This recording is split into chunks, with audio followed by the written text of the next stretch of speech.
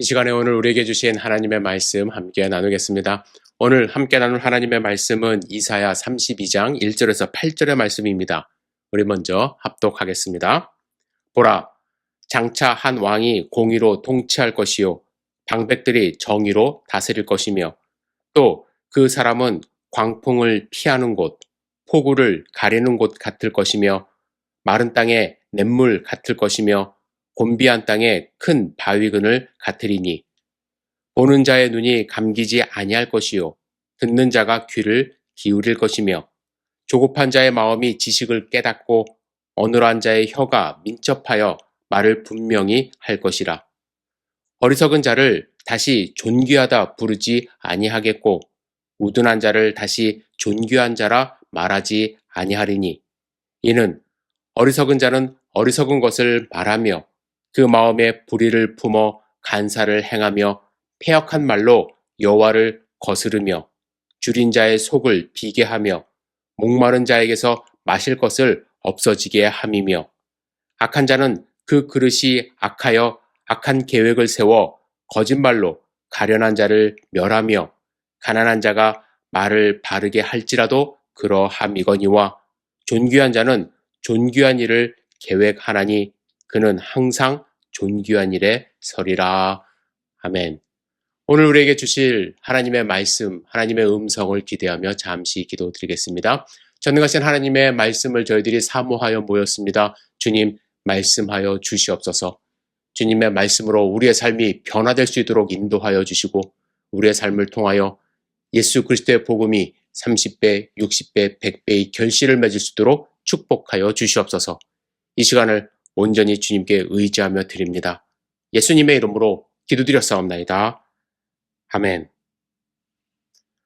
오늘 우리가 함께 읽은 이사야 32장의 말씀은 보라, 장차 한 왕이 공의로 통치할 것이요 방백들이 정의로 다스릴 것이며 라는 말씀으로 시작을 합니다.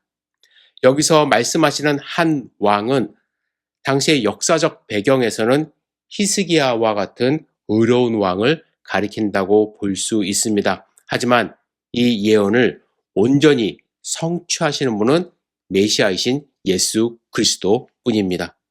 따라서 오늘 본문은 예수 그리스도의 초림으로 이미 시작되었으며 그분의 재림을 통해 완성될 하나님의 나라, 그분이 통치하시는 하나님 나라가 어떠한 모습일지에 대하여 우리에게 보여주고 있습니다.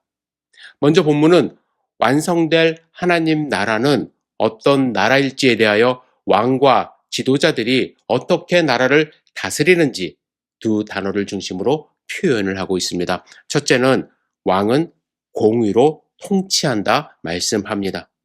이 공의라는 단어는 채테크라는 단어로 원래는 길고 짧은 것을 재어볼 때 사용하는 막대기를 가리키는 단어였습니다. 그런데 이 단어가 어떤 사물이나 사건에 대하여 판단을 할 때 그 판단 기준이 되는 규범을 가리키는 용어로 발전을 한 것입니다. 따라서 공의로 통치한다는 것은요, 단순히 왕이 엄격하게 법을 집행한다는 뜻이 아니라 왕의 통치가 하나님의 올바른 기준과 하나님의 성품에 일치하도록 통치한다는 것을 의미한다 할 수가 있습니다.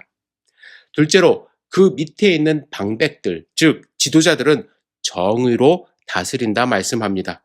정의는 미시파트라는 단어로 사용이 되었는데요. 이 단어는 무엇이 옳고 그른지를 올바르게 판단하고 그 판단을 실제 사회와 공동체 안에서 정확하게 시행한다는 것을 의미합니다. 왕의 판단이 옳기 때문에 그 밑에서 왕의 뜻을 실행하는 관리들이 정의를 실천하게 되는 것을 말씀하십니다. 여러분, 정의와 공의, 어떻게 보면 좀 중복되는 이미지, 의미가 있다고 할 수가 있습니다. 하지만 우리는 그 구별점을 예수님이 말씀하신 선한 사마리아인의 비유에서 찾을 수 있다고 생각을 하는데요. 여러분, 선한 사마리아인 비유 잘 아시죠? 한 사람이 강도를 맞습니다. 거의 죽어갔습니다. 그 옆에 두 사람이 먼저 지나갔죠? 제사장과 레위인. 젯상과 레위는 도와주지 않고 그냥 지나쳤습니다. 이 두 사람은요, 법률적인 잣대로 따져보면 재판에 회부되지 않을 수 있습니다. 오히려 여러분, 이 두 사람은 만약에 그 강도 맞은 사람이 죽었다고 가정을 했을 때 죽은 사람과 접촉을 하게 되면 그들은 일정 기간 동안 성전에서 봉사를 할 수가 없습니다. 그래서 그들은 그들만의 자신이 갖고 있는 미슈파트 지켰다고 말할 수 있어요. 하지만 그들은 채택하, 공의로운 그러한 행동을 하지 못한 거예요. 이웃을 내 몸과 같이 사랑하라 하신 하나님의 뜻을 준행하지 않은 거기 때문에 그렇습니다. 여러분, 그렇기 때문에 그들이 생각하는 정의는 하나님의 공의와는 무관한 그러한 정의이기 때문에 옳은 정의라 할 수 없는 거예요. 여러분, 우리의 사회를 돌이켜 보시기 바랍니다. 과연 많은 사람들이 법을 잘 지키며 사는 사회일까요? 국민이 주인인 민주주의와 법이 다스린다는 법치주의를 우리는 표방하고 있습니다. 그런데 잘 보세요. 법이 모든 사람에게 공평하게 적용되고 있을까요? 또한 모든 사람들이 정의롭게 그 법에 맞춰 행동하며 살아갈까요? 우리는 각자의 삶에서 이건 공의롭지 않아. 이건 정의롭지 않아. 라는 것을 많이 경험하게 됩니다. 제가 몇 년 전에 아마존에서 일할 때 모두가 열심히 일을 합니다. 그런데 한쪽 구석에서 이 잡담하는 친구들이 꼭 있어요. 그것이 한두 번이 아니라 지속된 행동으로 나타나는데 지나다니는 리더들은 그들에게 아무 말 하지 않습니다. 열심히 일하는 사람들의 입장에서 그들을 바라보면 여기는 정의가 없네 라는 생각을 할 수가 있어요. 그죠? 그 안이 꼭 정의로운 것은 아니더라고요. 돈으로 움직이긴 하지만 정의롭지가 않더라고요. 지금 제가 일을 하고 있는 이 스쿨버스도 마찬가지입니다. 운전자들은 맡은 책임과 일의 양에 비하여 임금이 낮아 공평하지 않다고 생각을 해요. 공평하지 않아. 우리가 하는 일에 비하여 우린 너무나도 낮은 임금을 받아 라는 생각을 대부분이 합니다. 그래서 보너스를 준다, 상업 드라이브 라이센스를 취득하는데 지원을 한다 라는 광고를 통하여 지원자를 찾지만 여전히 버스 드라이버가 부족해서 지금 새로 생기는 몇몇 학교는 스쿨버스 없이 개교를 단행한다고 합니다.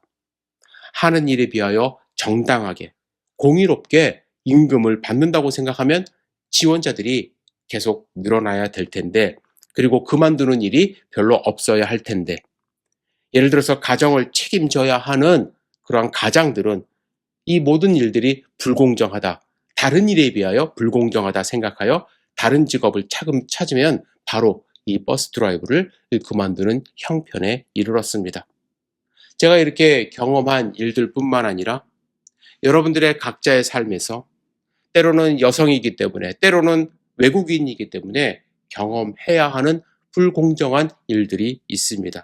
또한 우리는 권력을 갖고 있지 않기 때문에 불공정한 처우를 받는 일들도 우리는 경험하게 됩니다. 그래서 여러분, 인류는요, 역사적으로 보면 정의와 공의가 실현되지 않으면 사회가 불안정해졌고, 불안정한 사회는 혁명이 일어나서 체제를 바꿔 새로운 사회를 이루려 노력을 해왔습니다. 서양 역사를 보면 봉건주의 사회는 영주들의 탄압과 수탈이 너무나도 극심해져서 농민들이 반란을 일으킵니다. 그래서 군주제도가 탄생을 합니다. 하지만 이 군주제도, 여러 전쟁을 통하여 군주가 몰락하고 그래서 왕정제도로 또한 변하게 됩니다. 무역이 활발해지면서 새로운 자본주의가 탄생합니다. 그래서 중산 지주층이 권력을 잡는 시대가 되기도 했습니다. 이렇게 역사적으로 변환할 때마다 정의와 공의가 실현되지 못한 사회는 억압받는 피지배 계층이 이 결속을 하면서 힘을 키웠고 그들이 꿈꾸는 사회를 이루려 순간순간 노력을 해왔습니다. 그래서 지금은 많은 국가들이 모든 국민이 주권을 갖고 있다는 민주주의 사회를 이루어 왔지만 또 이루어졌지만 여전히 우리 삶에서 공의와 정의가 제대로 실현되고 있는지에 대한 의문이 많은 것은 사실입니다. 여러분, 왜 이런 일들이 인류 역사에 계속 끊임없이 일어날까요? 인류는 끊임없이 정의와 공의를 외쳤지만 여전히 많은 사람들이 정의가 어디 있고 공의가 어디 있느냐라는 외침을 하면서 서로 불평, 불만 가운데 살아가고 있습니다. 저는 이 같은 문제의 근본 원인에 우리 인간들이 풀지 못하는 두 가지 숙제가 있다고 생각을 합니다. 첫째는 인간의 한계성 때문입니다. 우리는 모든 상황을 완벽하게 정의롭고 공의롭게 판단하고 결정할 수 있는 능력이 애초에 갖고 있지 않기 때문에 이렇게 정의와 공의를 실현하는데 어려운 사회를 만들어가고 있어요. 마이클 샌델의 정의란 무엇인가라는 책 여러분들 아시죠? 그 책에 보시면 서론 부분에 트롤리 딜레마에 대한 이야기가 나옵니다. 여러분, 브레이크가 고장난 트롤리가 한 선로를 선택하면 5명의 인부가 죽게 되지만 다른 한 선로로 방향을 틀게 되면 1명이 죽는 상황에 처하게 됩니다. 이럴 때 방향을 바꿔서 1명을 죽게 한다면 이는 도덕적으로 허용됩니까? 라는 질문으로 시작을 해요. 이에 대하여 조사한 바에 의하면 응답자의 85%가 허용될 수 있다라고 응답을 했습니다. 반면에 여러분, 비슷한 상황에 한 사람이 서 있는데 이 사람을 밀어서 트롤리에 깔리게 하여 멈추게 한다면 5명이 살 수 있다라는 질문을 했을 때 이 질문에는 12%만이 허용된다라고 응답을 했습니다. 한 사람의 희생으로 5명을 구하는 일이지만 완전히 상황이 물론 달라요. 근데 결과는 같잖아요. 그런데 사람들은 다른 생각을 한다라는 것입니다. 여러분, 너무 극단적인 상황이라 쉽게 선택할 수 없죠. 물론 5명의 생명이 1명의 생명보다 숫자가 많기 때문에 귀하다고 말할 수는 있습니다. 하지만 1명의 생명을 희생해서 5명을 살리는 것이 무조건 우리 입장에서 정의롭다, 공의롭다 말할 수가 없다라는 거예요. 여러분, 왜 이런 딜레마에 빠지게 될까요? 우리 인간은요, 모든 상황을 그 1명 혹은 5명 그 개개인의 모든 상황을 정확히 판단할 수 있는 능력이 우리 가운데 없기 때문에 그렇습니다. 먼저 이런 사고가 일어날 수 있다는 것을 미리 알지 못하는 한계가 우리 가운데 있을 뿐만 아니라 사람의 생명에 대해 가치 판단을 할 수 있는 능력이 우리 가운데 없기 때문이죠. 물론 공리주의자들은요, 최대 다수의 최대 행복을 주장하며 5명의 생명을 선택하겠지만 그것이 과연 정의이고 그것이 공의일까? 다른 한쪽에서는 정의롭지 못하고 공의롭지 못한 결정이었다라고 반박할 근거는 얼마든지 있다라는 것입니다. 우리는 완벽하지 않아요. 그래서 정의롭고 공의로운 선택을 하기가 어렵습니다. 두 번째, 우리가 정의롭고 공의롭지 못한 삶을 사는 이유는 우리의 죄성 때문입니다. 여러분, 인간의 죄성은요, 인간 스스로 신이 될 수 있다라는, 하나님과 같이 될 수 있다라는 생각을 하게 했습니다. 이런 생각으로 인간은 이기적이고 탐욕스러운 존재가 되었어요. 그리고 자기에게 유익하다고 생각되면 그것이 바로 정의라고, 그것이 바로 공의라고 생각을 하기 시작했습니다. 나아가 자신이 정의롭고 공의롭다고 생각하기 때문에 상대방이 겪어야 되는 고통을 무시합니다. 우리의 죄성 때문에 그래요. 상대방의 고통은 별로 그렇게 신경을 안 쓰는 경향성들이 많이 있습니다.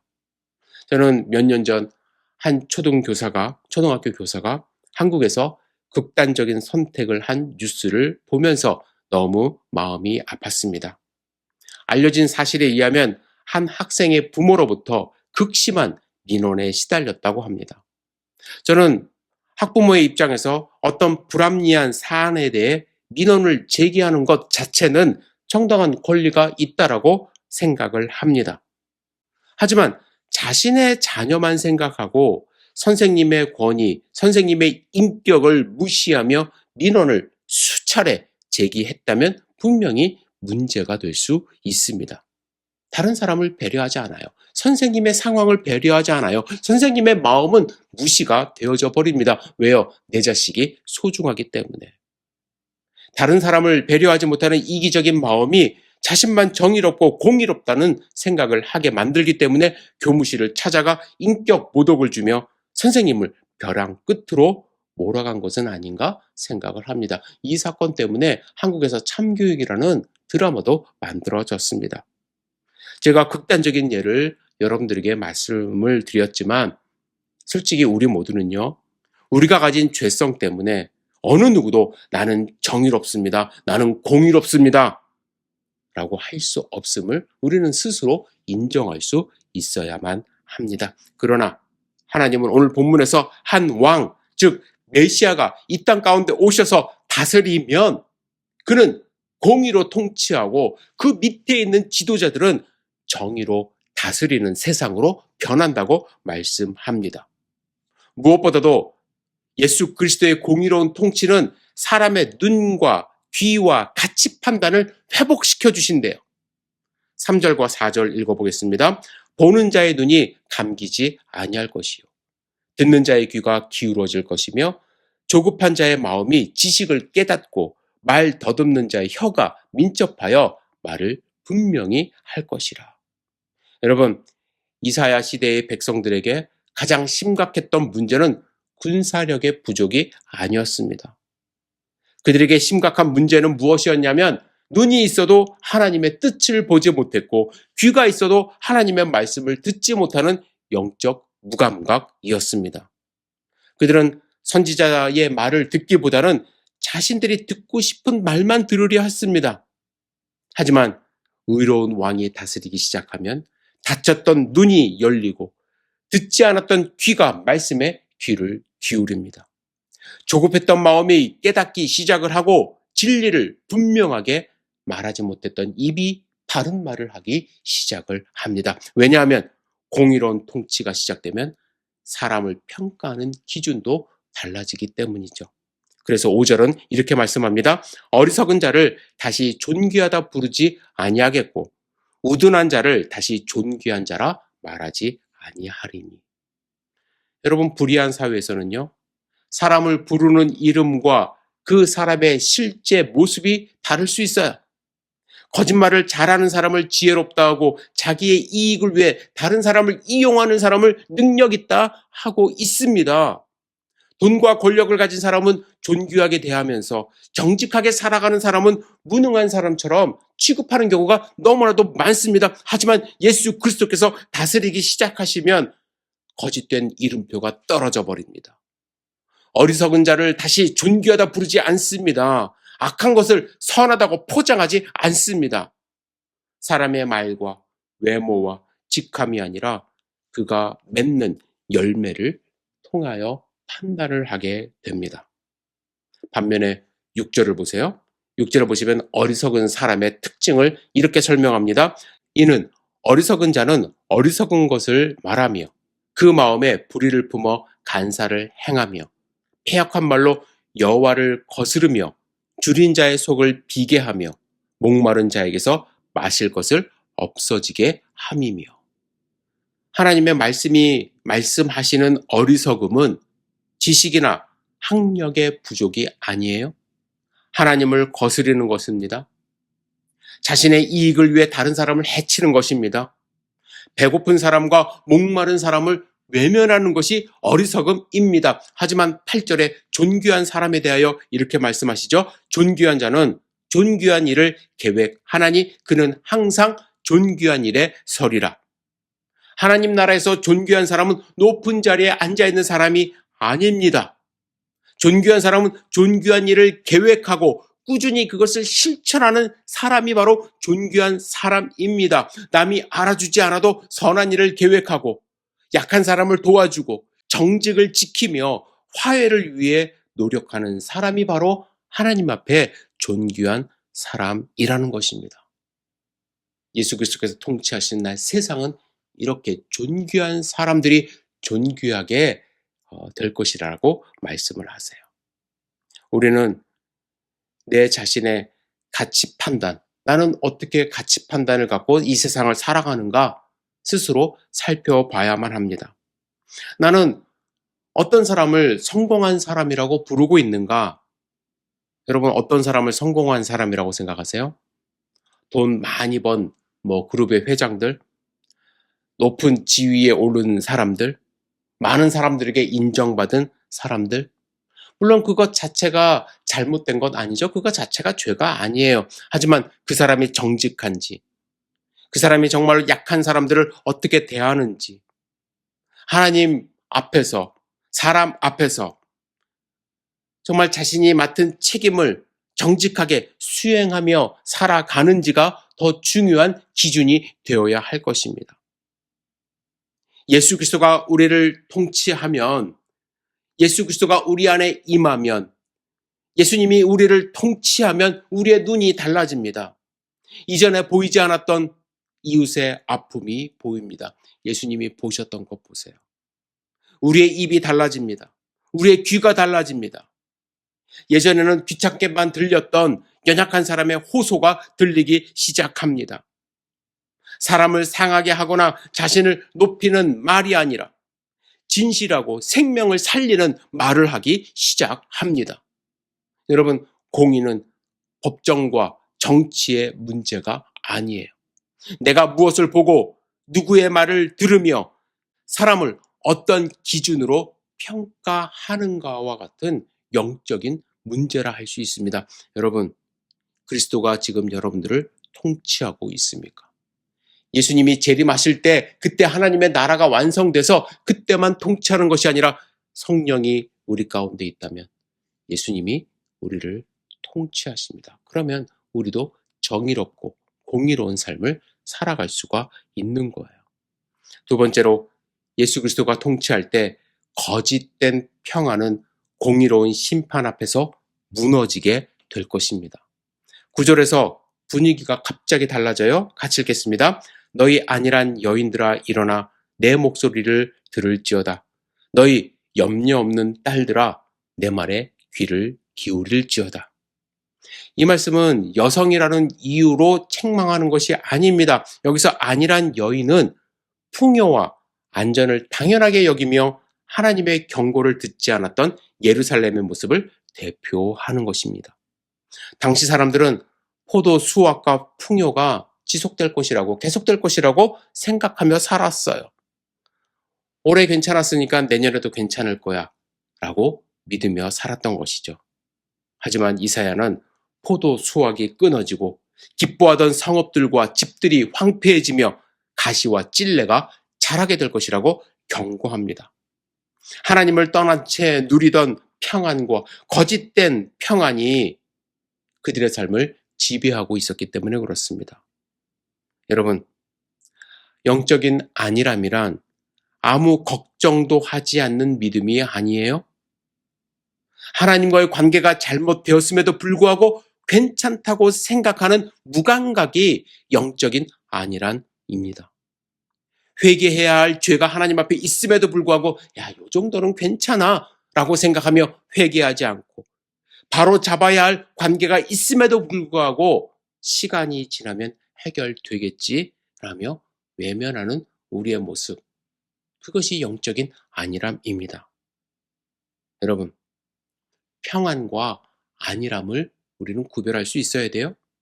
참된 평안은 하나님을 신뢰하기 때문에 누리는 평안입니다. 하지만 안일함은 현실을 외면하기 때문에 느끼는 거짓된 안정이에요. 참된 평안은 하나님의 말씀을 듣고 순종하면서 누리는 것이지만, 안일함은 하나님의 경고를 듣지 않으려는 태도입니다. 하나님의 말씀은 불의를 덮어놓고 침묵하는 것, 화평이라 부르지 않습니다. 하나님은 거짓 평안을 흔드십니다. 그것은 우리를 파괴하기 위함이 아니라 진정한 회복으로 이끌기 위함입니다. 하나님이 우리의 잘못을 드러내신다면 여러분, 그것을 은혜로 받으셔야 해요. 아픈 진단을 거부한다고 병이 없어지는 것 아니잖아요. 정확한 진단을 받아들일 때 그때서야 비로소 치료가 시작됨을 여러분들 아셔야만 합니다.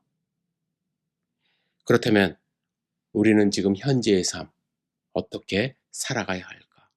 예수님이 이 땅 가운데 오실 때 진정한 정의와 공의가 실현되고 예수님이 이 땅 가운데 오실 때 참된 평안을 우리가 하나님 나라에서 누릴 수 있는데 그것은 재림 이후에만 가능한 것이 아니라 우리의 삶 속에서도 가능하다고 저는 생각을 합니다.